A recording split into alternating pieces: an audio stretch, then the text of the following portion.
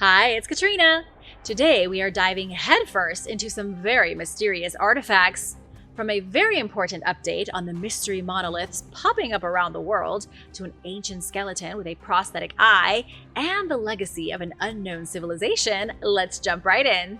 Ancient Samos. The island of Samos in Greece is not a place that most people know about.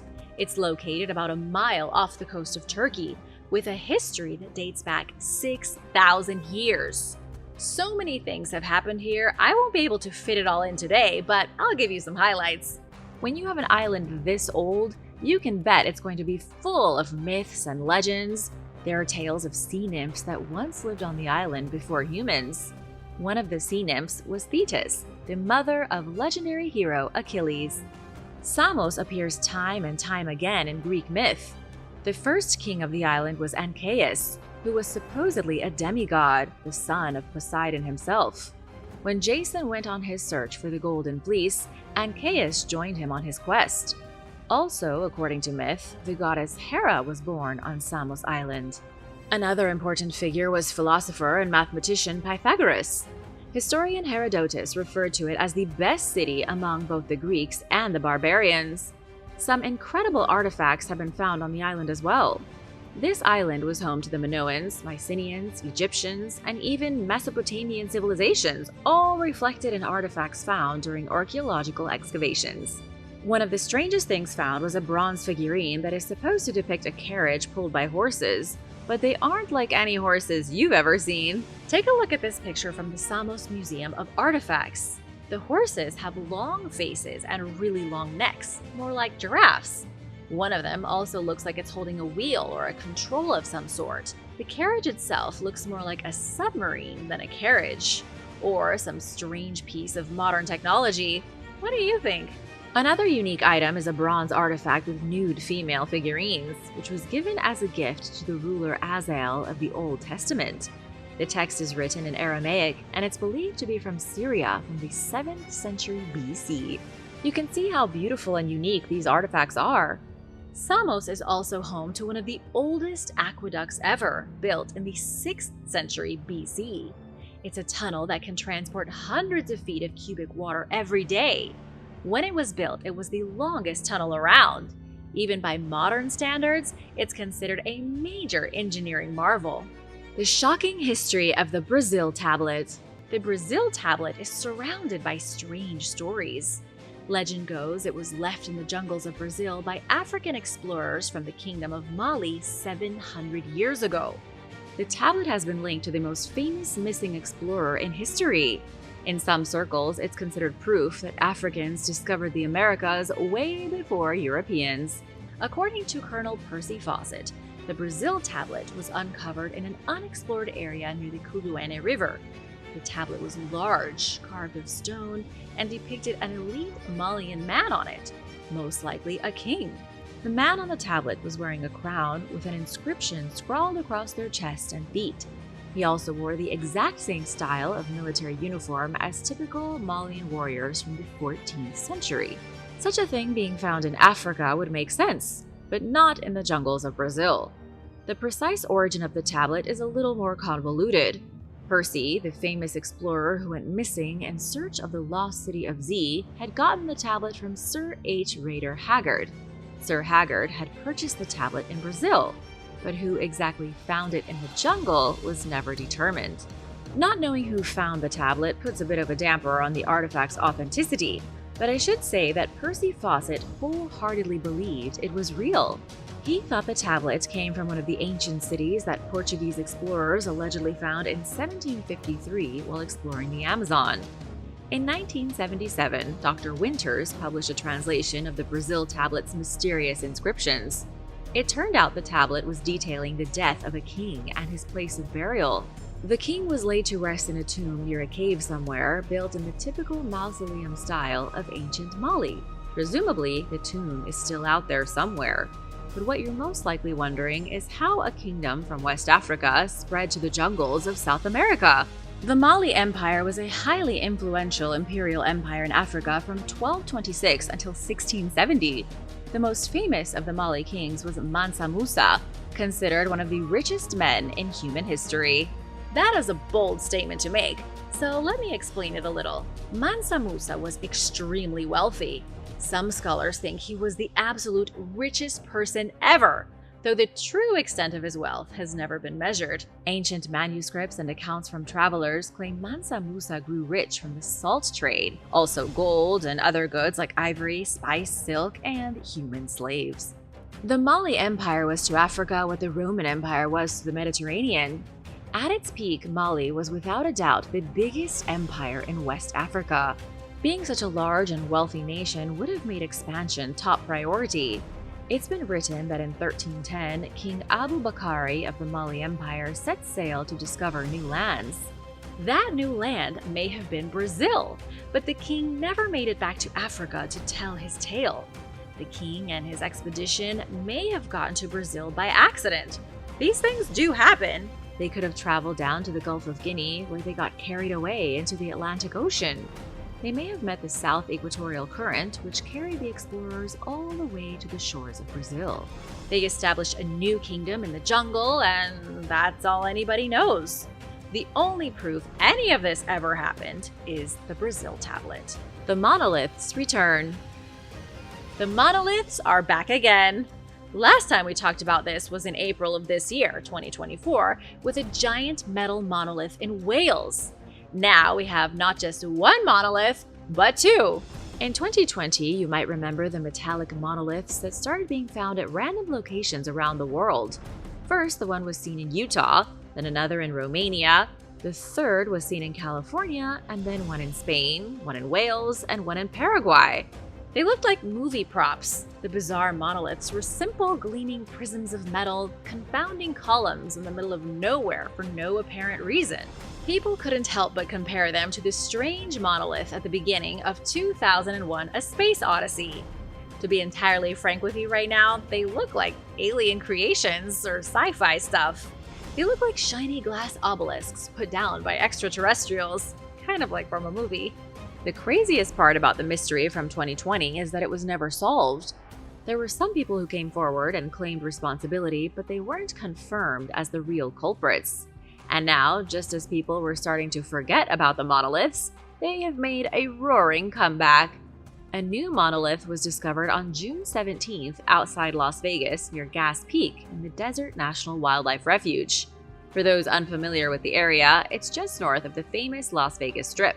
According to the Las Vegas Metropolitan Police Department, they don't know who was responsible for the new monolith or how it got to where it was just found. They posted pictures of it and gave some specifications, but the police were stumped.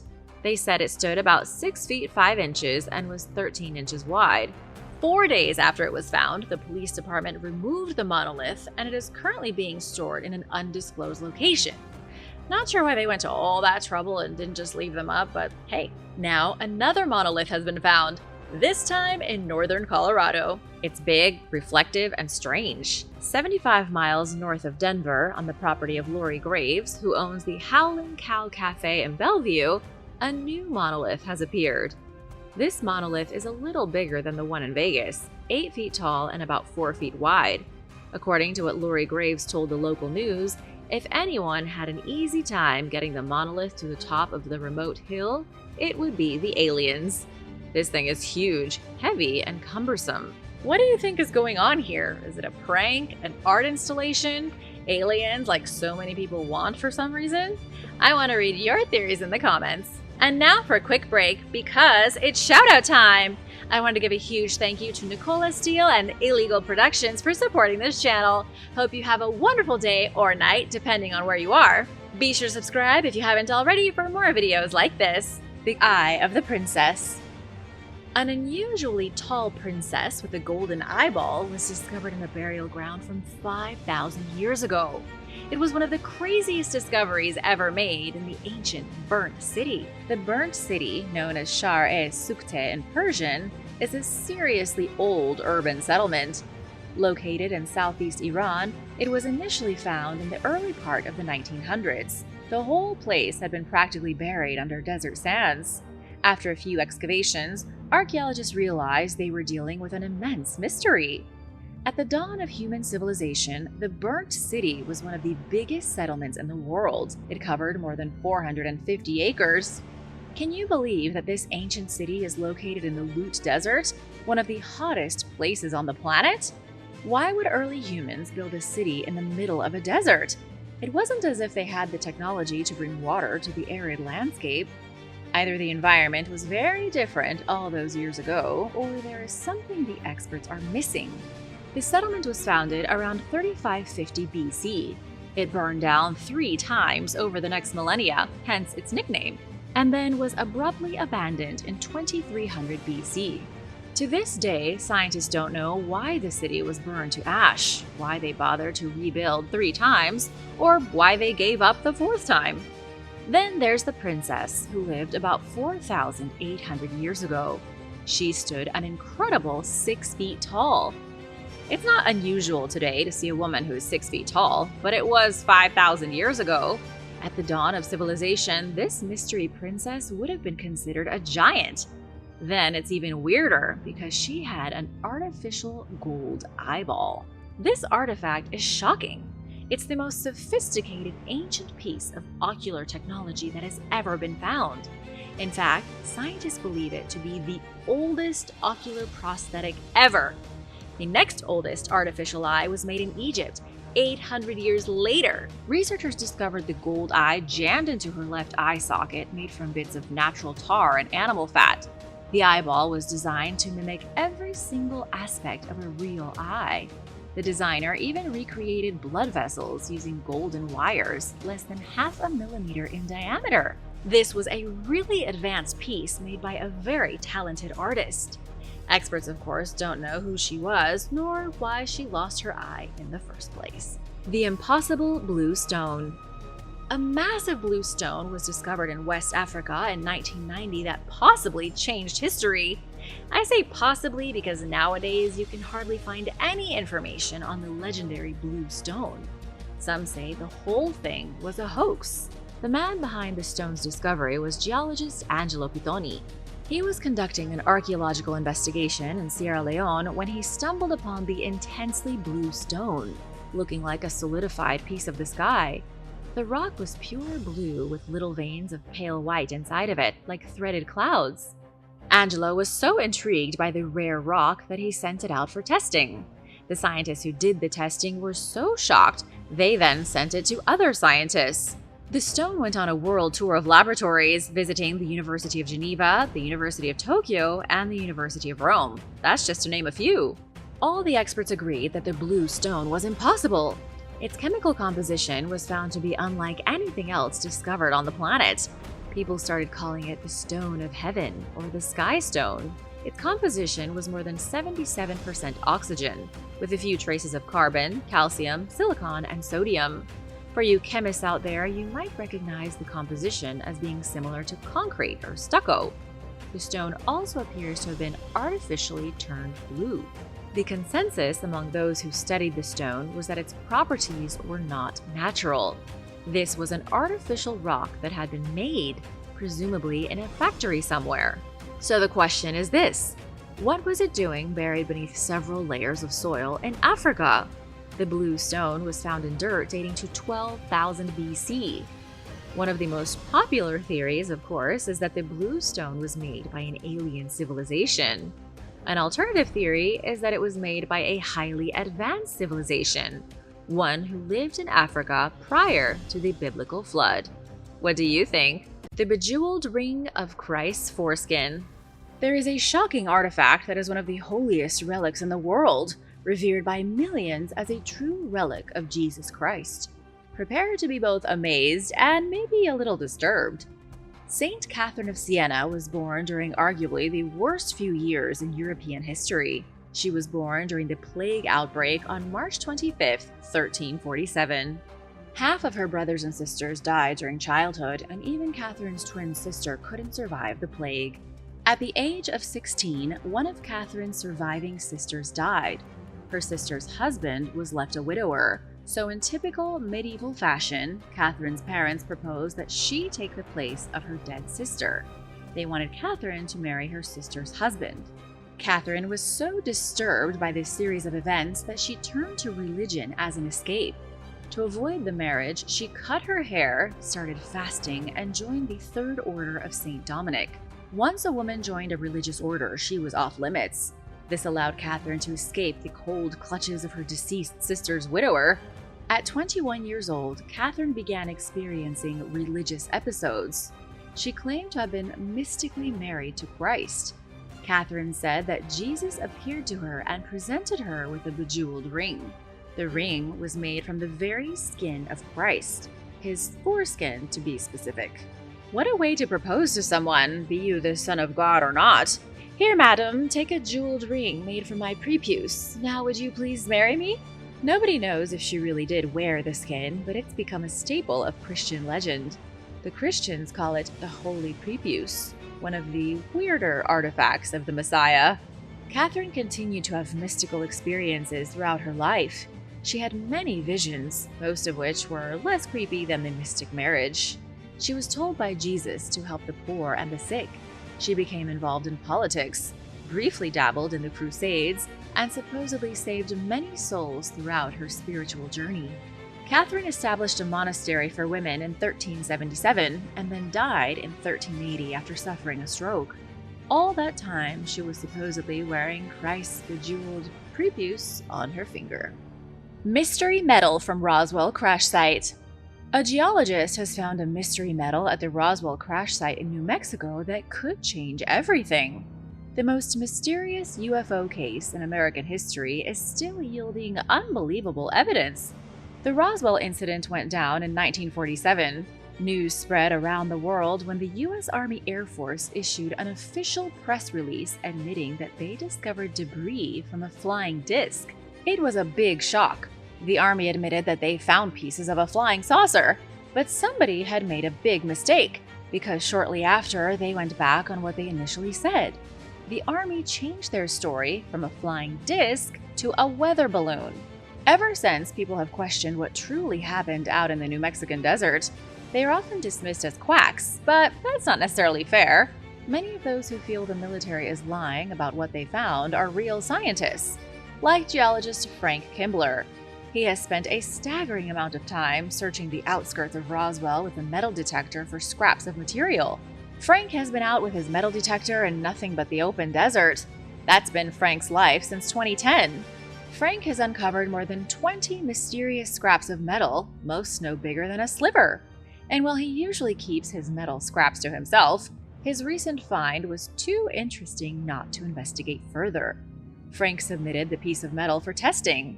The test proved that the metal sliver was 100% pure aluminum. According to experts, that's compelling evidence of an alien vessel crashing in the area. Chrissy Newton is a UFO investigator who tries to debunk alien sightings.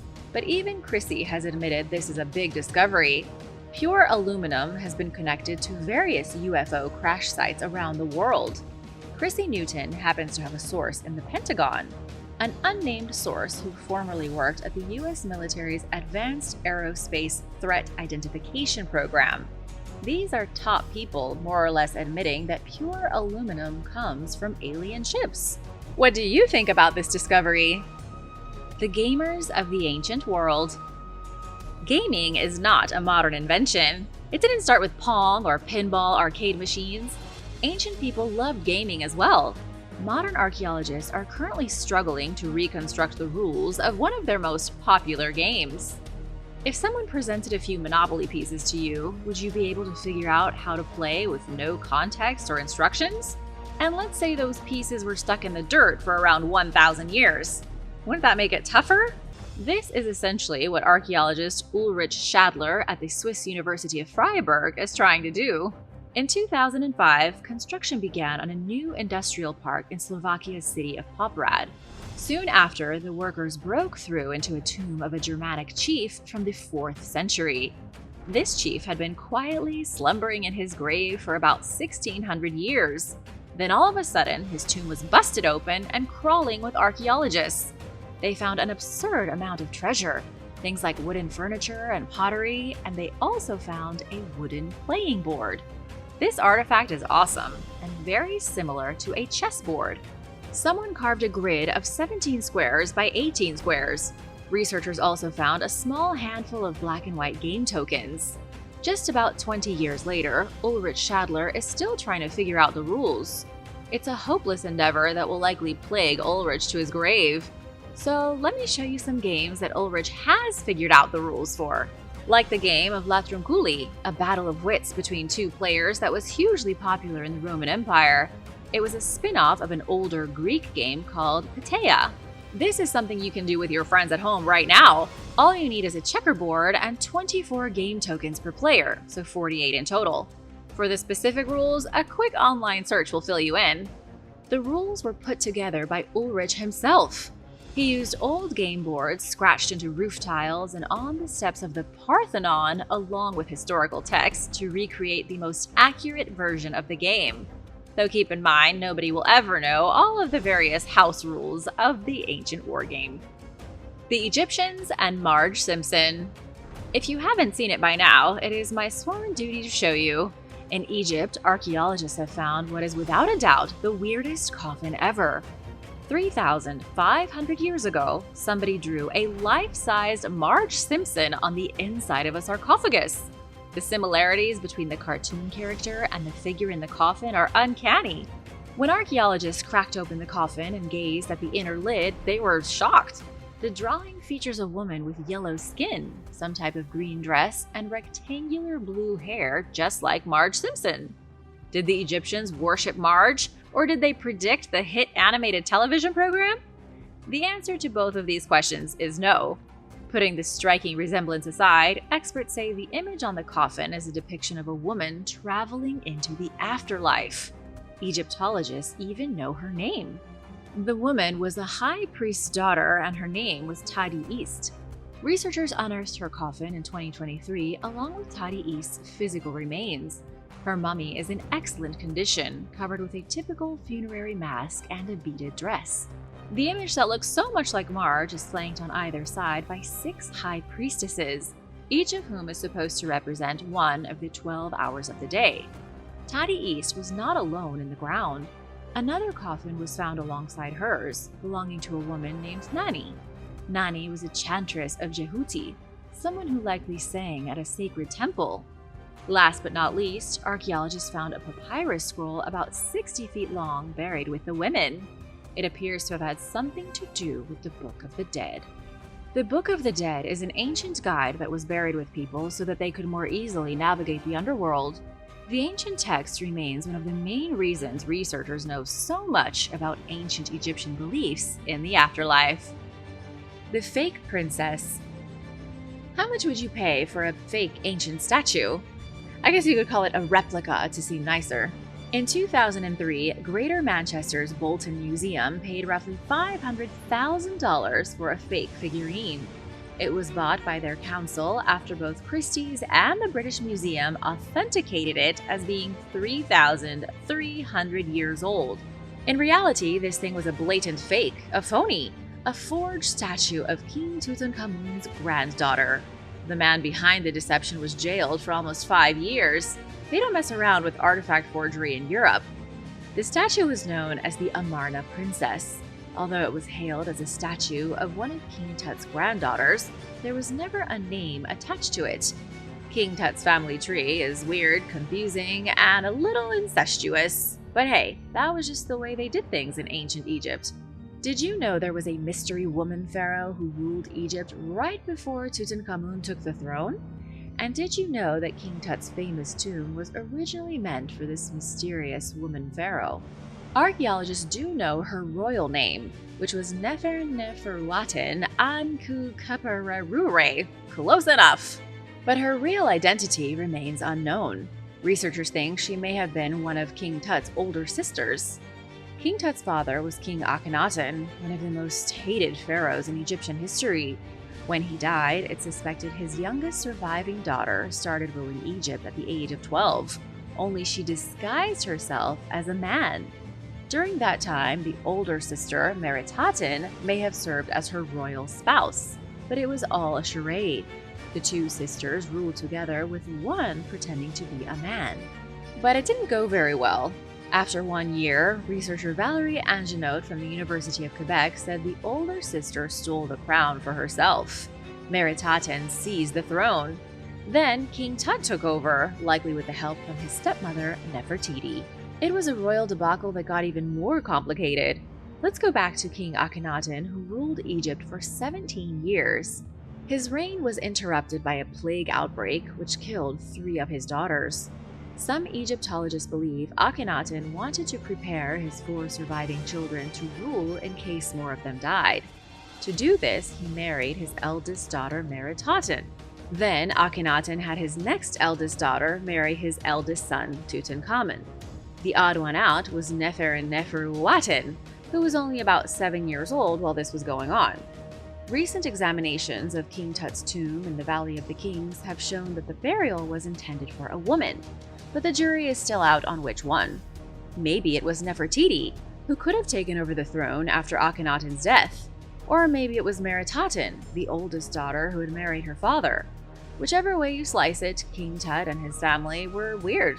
In 1922, when famous archaeologist Howard Carter discovered Tut's tomb, there were more people buried in it than just Tut. In 2007, Sean Greenhalgh admitted to selling fake works of art as genuine and laundering the money he made through his illicit deals. Sean created the Amarna Princess, the artifact that started this mini history lesson in his backyard shed. Sean did it with help from his parents, together making over $1 million. Thanks for watching! Be sure to hit that subscribe button if you haven't already, and if you want to see more content, stick around for an older video you might have missed. Figures on a Roman vase.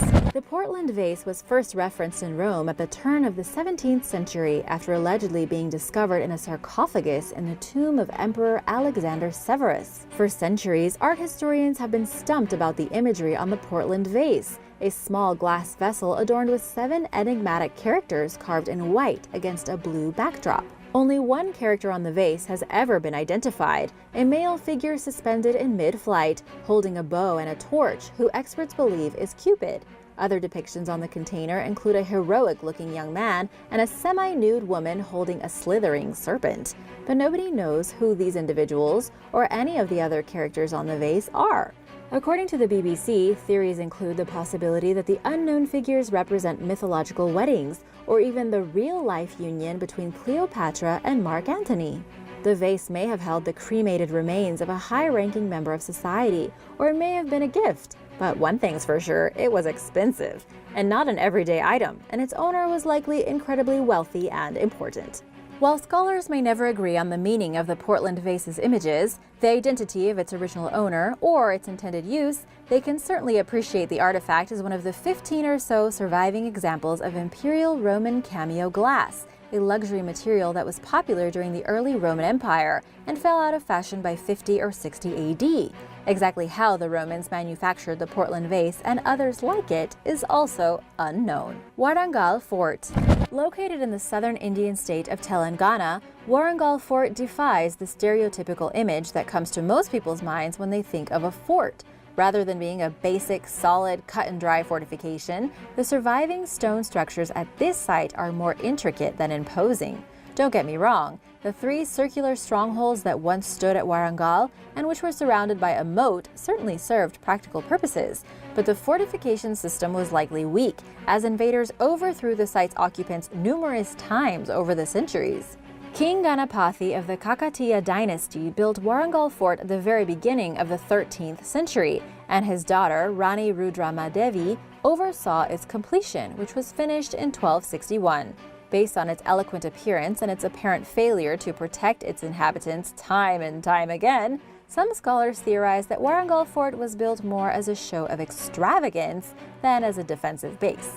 During the 16th century, the early rulers of the Qutub Shahi dynasty destroyed the fort, and it remains in ruins to this day. Some structures, such as the Grand Shiva temple that once existed at the site, have disappeared.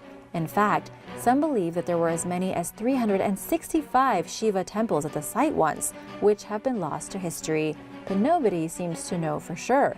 Warangal Fort attracts its fair share of visitors, however, who travel to the site to admire the structure's detailed stone carvings and ornamental arched gateways that survive hundreds of years after their creation. standing as a testament to the Kakatiya dynasty's craftsmanship and architectural skill. Quick thank you to Charlotte Muller and Keith Miller for supporting this channel. If you are new here, be sure to subscribe and let me know what you would like to see in future videos. Shockingly accurate medieval map. In the early days of cartography or map making, maps were imprecise at best and flat out inaccurate at worst, to the point of being unrecognizable in many cases. This is why historians are perplexed over the strangely accurate dimensions depicted on a 13th century map of the Mediterranean. Inked onto vellum, the map is so precise that modern ships could effectively navigate with it. Writer Julie Rehmeyer explained in a 2018 Discover magazine article, "With this map, it's as if some medieval mapmaker flew to the heavens and sketched what he saw, though in reality he could never have traveled higher than a church tower." That's a very good point. Imagine if we were limited of our world view by how high the nearest tower was. The document is known as the first Portolan chart, a type of nautical chart that was first made in the 13th century and originally depicted the Mediterranean before evolving to include other regions. Its creation marked a milestone in maritime exploration, enabling sailors to reliably plot navigational routes rather than journeying segment by segment. Whoever created this first Portolan chart left his successors little to go on in terms of his map-making methods. There are no known first-hand descriptions of his work, rough drafts, or sketches, leaving today's experts puzzled as to how the cartographer's creation came to be. John Hessler, a specialist in modern cartography at the Library of Congress, has made some headway in solving this mystery by way of mathematics, which enables him to retrace the mapmaker's steps, so to speak. In his lengthy study of Portolan charts, Hessler reasoned that medieval cartographers used a series of measurements, equations, and directions to create a skeleton of sorts to design their map. Were Portolan charts flawless? No. As with any mapmakers of the time, the quandary of transferring spherical dimensions to a two-dimensional surface resulted in many imperfections. But the creations were impressive for their time, and while researchers now have an idea how they became so skilled at mapmaking, their exact formula remains elusive. Neolithic stone mask. In late 2018, the Israel Antiquities Authority, or the IAA, announced the discovery of a Neolithic stone mask in the southern Judean desert, sparking widespread fascination as well as an intensive debate regarding the authenticity of such artifacts. The rare mask dates back roughly 9,000 years, a time during the New Stone Age when humans were first acclimating to an agricultural lifestyle. It was found following an inquiry with the IAA's Antiquities Theft Prevention Unit, and researchers later established the Panay Hever region of Israel as the probable site for its original discovery. Like other similar masks that have been unearthed, the most recently discovered one is made from soft carved limestone with eye openings, a defined mouth, and holes around its edges, which prompted experts to speculate that it was once tied to an object or a person's face. This and other masks mark an important period when humans were first starting to settle into organized communities and were therefore starting to prioritize social and religious rituals and norms. Once you get larger populations and more people living in one place, you need some social control, Alan Simmons, professor emeritus of anthropology at the University of Nevada, Las Vegas, told National Geographic. That's why you start to see more formalized ritual behavior. But exactly what were the masks used for? Experts are admittedly unsure, though they speculate that the artifacts may have played a role in ancestor worship. Moreover, some researchers even call into question the masks' authenticity, believing that at least some of them are forgeries. Haunted African artifacts. In 2014, a 320-piece collection of African cultural artifacts was rediscovered in storage, belonging to the art department of Missouri Southern State University. The items, all tribal pieces originating from African countries including Sierra Leone, the Congo, Ghana, and Nigeria, included tools, woven fabrics, ceremonial masks, carved figures of various sizes, a small grave marker, iron bars that were used as currency, and more. Former Associate Professor of Art Val Christensen had accumulated the forgotten artifacts as part of a sabbatical research project. Experts were called in to analyze and catalog the collection, and as they went about their work, they stored the artifacts in climate-controlled environments to ensure optimal preservation. Things took a bizarre turn days later when a staff member overheard shrieking, banging, and other unexplainable noises coming from the room where the artifacts were being stored. The employee rushed into the storage room and discovered a shattered mask on the floor. A few days later, the room flooded with several inches of water, and maintenance workers were unable to determine a cause for the flooding. Thankfully, the artifacts were on shelves and were relocated to a different room, which subsequently flooded. Dr. Jacqueline Lewis Harris, a University of Missouri St. Louis art historian, offered some theories as to why these strange events were occurring, including the possibility that 4 particular artifacts were highly charged with negative energy, perhaps because they had originated from warring tribes or were crafted with the intent of exacting revenge. She speculated that these artifacts were craving water, hence the repeated flooding of the rooms they were stored in, and recommended storing them separately and performing a sage-burning ceremony to purify them. The ritual was scheduled, and there has been no word ever since regarding how effective it was. But sometimes, no news is good news. The Sea Peoples. A cryptic society of maritime warriors known as the Sea Peoples laid siege to the Mediterranean for almost a century during the 2nd millennium BC, according to ancient inscriptions and accounts, which even hint at the possibility that this civilization crumbled the Hittite Empire. Yet nobody knows exactly who the Sea Peoples were, and they know little to nothing about their culture or nationality. Ancient civilizations who warred with the Sea Peoples, namely the Egyptians, left behind the bulk of what limited information is available about this enigmatic society. Pharaoh Ramses III evidently fought numerous battles against the Sea Peoples, for example, and an inscription within his tomb details the Sea Peoples' movements as they wreaked havoc upon the eastern Mediterranean. The Sea Peoples were a federation of tribes going by the names Shurdan, Peliset, Danyen, Shekelesh, and more. While some scholars have traced these tribes' origins to Sicily, the Aegean Sea, or Turkey's Anatolia region, their beginnings are anything but concrete knowledge. Even more strangely, while prevailing theories indicate that the Sea Peoples were displaced from their homeland by famine or natural disasters, scholars are unsure why they were so intent on destroying societies within the Mediterranean. As fierce as the Sea Peoples were, their power came to a screeching halt after the 1175 BC Battle of the Delta, when Ramses III corralled his forces and defeated the invaders, who subsequently made an abrupt departure from the historical record. Ghost lineage. While examining the genomes of living humans in West Africa with Neanderthals and Denisovans, 2 Homo sapiens species or subspecies that contributed to our collective ancestry, UCLA researchers detected genetic variations that they didn't recognize. These discrepancies did not align with the genetic code of modern humans or our ancient relatives, the Denisovans and the Neanderthals. The variation is present among several groups of people, including the Yoruba of Nigeria and the Mende of Sierra Leone, in concentrations between 2 and 19%. Researchers believe that this unnamed ghost lineage split from hominid ancestors before humans diverged from the lineage that came to encompass the Denisovans and Neanderthals. This split occurred roughly 800,000 years ago, and the ghost lineage stemmed off on its own before this. Around 50,000 years ago, the ghost lineage reconnected with Homo sapiens, or modern humans, leading researchers to conclude that at the very same time we were interbreeding with the Denisovans and Neanderthals, some people were also procreating with members of the ghost lineage. More studies are being carried out in hopes of identifying this cryptic ancestor. Secret chamber. While performing a standard excavation of the Province House in downtown Halifax, Nova Scotia in early 2019 in anticipation of remodeling, archaeologists discovered an underground stone vault, roughly the size of a living room, packed chock full of artifacts. Neither the archaeologists nor the construction workers on site expected to stumble upon this secret chamber, which is not mentioned in any records, maps, or blueprints of the site.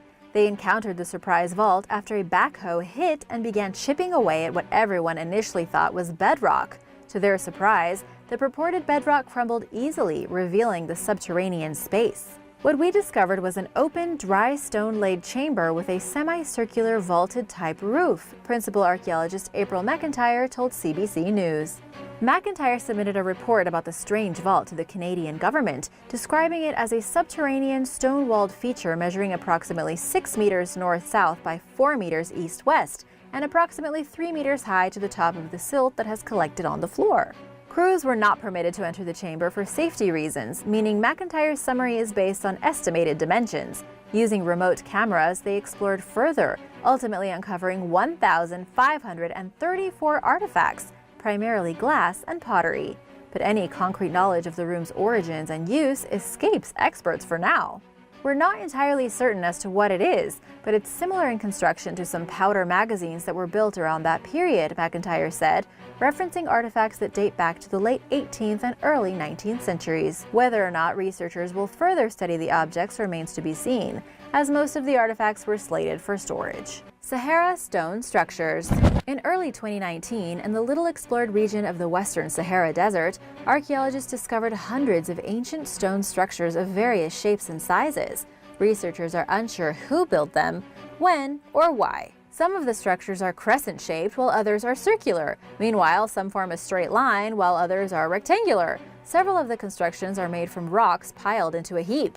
Many use a combination of the aforementioned shapes, including a 2,066-foot-long complex consisting of straight lines, circles, rock piles, and a platform. This area remains understudied due primarily to conflict between the two controlling regions, Morocco and the Sahrawi Arab Democratic Republic, which lasted until 1991. Consequently, experts are just touching the surface when it comes to understanding the region's past. While they are admittedly unsure of what many, if not most, of the structures were used for and who built them, they suspect that a sizable portion of them mark graves dating back roughly 1,500 years. Additionally, evidence suggests that the arid Western Sahara was once wetter and more tropical, with more animal and plant life than it is home to today. Unfortunately, getting to the bottom of the structure's uses and origins will likely be a lengthy process due to intermittent security problems in the region that often put excavations on hold. Thanks for watching! If you'd like to learn about more mysterious artifacts that scientists can't explain, let me know in the comments below. While you're at it, be sure to subscribe. See you next time. Bye!